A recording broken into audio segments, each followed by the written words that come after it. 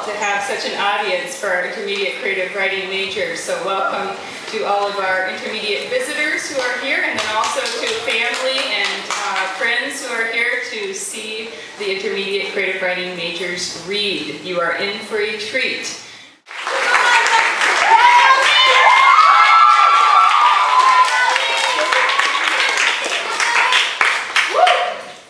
Hi, I'm Ellie, and I'll be reading a flash fiction piece called The Truth About Pie.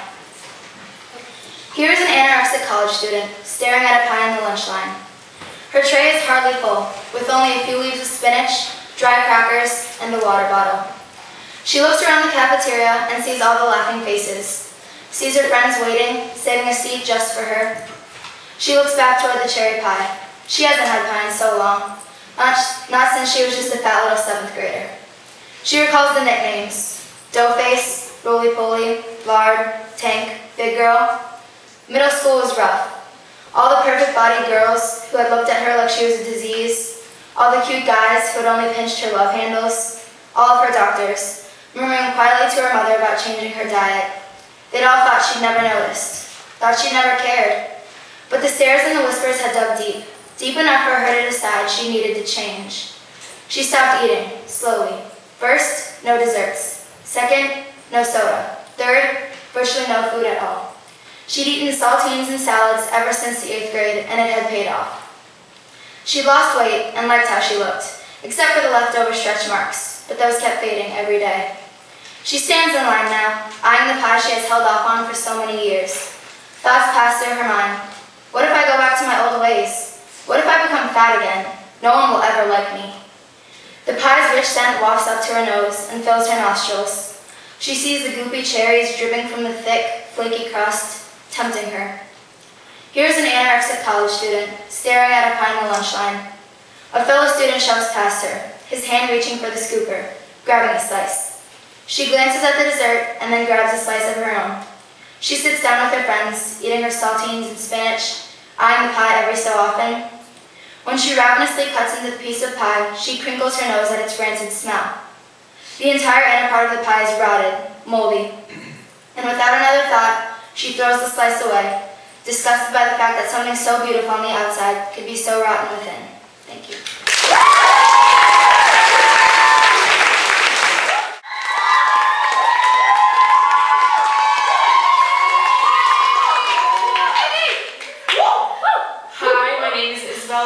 And I'm going to read a piece of flash fiction called The Sound of Silence.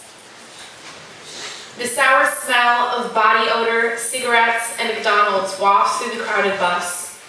The vibrating of the engine resonates through the wall and into my head as I lean against the dirt-encrusted window. The foul taste of diesel and dust plagues my mouth, and my eyes are glued to the outstretch of skyscrapers as we flash past. As the bus jolts to a stop, a large black man in a Sox jersey boards the bus, $5 footlong in hand, an interesting choice for breakfast. He shuffles down the aisle, looking for a set of seats willing to accommodate his heavy-set frame. He stops as he approaches my row, where I, Stella Blackberry, am the only one in the 3 seats. He asks me a question. I can tell by the rise of his eyebrows when his lips are done moving. But as usual, I hear nothing. My blank expression obviously encourages his short temper.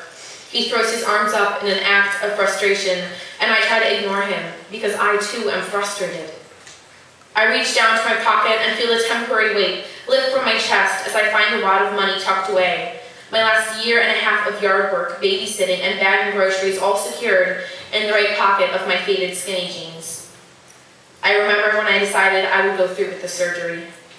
We sat at the dinner table, Dad on the right and Mom on the left, like usual.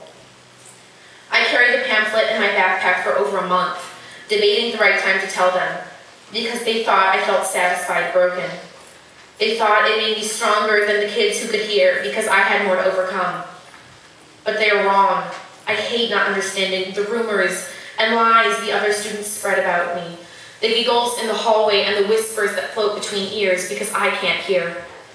When Mom said no, I begged, my hands, furious, signing that this is what I want, what I need. To hear the sparkle in my mom's laugh, the deep bass of my dad's gentle whispers, the cheery chirp of the morning birds, that this surgery will make everything better. It will fix me. But my mother resisted, telling me it was throwing out everything we worked towards. You don't need to be fixed, sweetie. You were never broken, she told me. I was perfect the way I was, and her loving eyes further angered me. I stormed up the stairs and slammed my door behind me, and I decided I would go through with this. The memory brings tears to my eyes, clouding my vision as the salty drops roll down my heated cheeks. And once again, my mother's words come back to me. There was always such eloquence in her cracked knuckles and always dry hands when she signed. My tears drop more, dripping from my chin and nose and splattering on the gritty tile below me. There's a penny on the ground 2 rows in front of me, heads up. I wonder if I'm the only one who notices it, because usually people who hear don't notice things like that. And for the first time, I wonder if being deaf could be a good thing. The bus jerks to a stop, and yellow words flash across the small screen on the front of the bus in chunky square letters. McBride Street, it reads. I double-check the map in my shaking hands. The clinic comes into view. The royal blue sign out front reads Johnville Center for Deaf Research and Surgery. This is my stop. I wipe the tears from my cheeks, neatly fold the map, cross my legs, breathe. And I let the humming motion of the bus take me away, satisfied that I am not broken. Thank you. Hi, my name is Hayden. I'm going to be reading a piece of flash fiction called All My Fault. Attention passengers, due to turbulence, the seatbelt sign has been turned on. Please remain seated for the remainder of the flight. Thank you.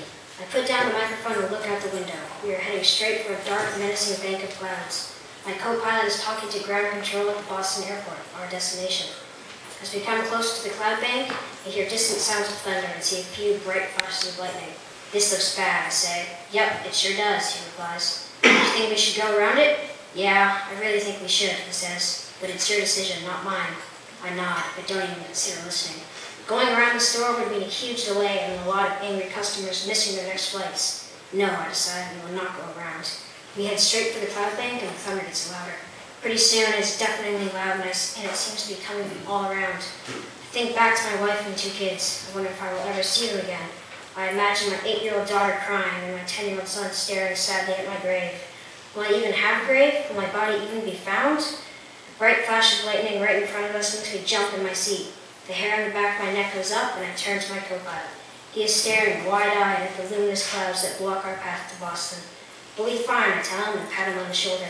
No, we won't. His face is pale, almost ghostly white. As if on cue, a bright flash of lightning and an ear-splitting boom of thunder knock the plane around like a leaf in a hurricane. I look out the right window and see the engine smoking. Another flash of lightning hits the left wing and we immediately start to lose altitude. Inside the cockpit, alarms are going off and the thunder is unbelievably loud.